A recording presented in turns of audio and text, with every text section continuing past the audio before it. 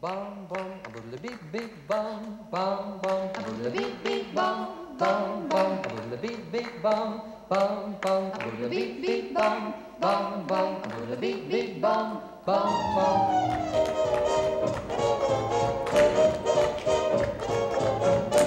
I started tap dancing when I was 3 years old. When I was a teenager, I kept on dancing, and though I never turned away from the church or from God, I wasn't really practicing my faith in a really radical way because tap dancing was the center of my life. At a certain point, I opened my own dancing school, and then as the years went on, I started doing shows and national tours. One of the biggest was the international tour of the Broadway show, 42nd Street.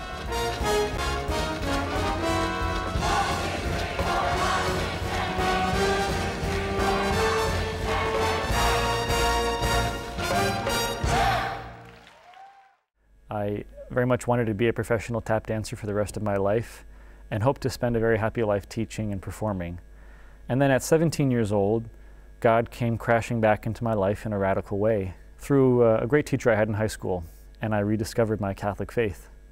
I had before me these two options, the priesthood or tap dancing, and I didn't know what to do.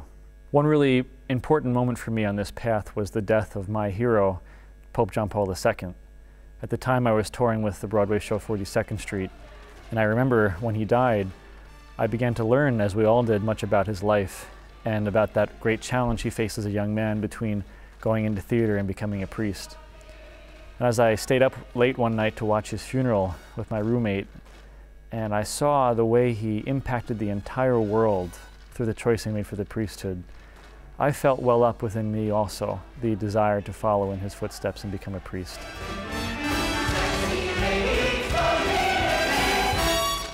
I don't dance as much as I used to. It's not possible in this vocation. But when I dance, I'd say the big difference is I dance with a different intention. I no longer dance for myself or even for the joy of dancing, but I dance with the desire to bring forward the kingdom of God.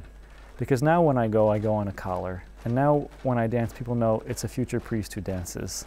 And they know that I made this choice for God, even though the joys of theater were before me.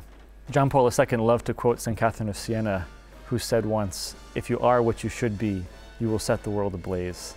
And I think whether we're tap dancing in front of thousands or in a seminary preparing for the priesthood in relative obscurity, we find the peace that comes from God if we're doing what He's calling us to do.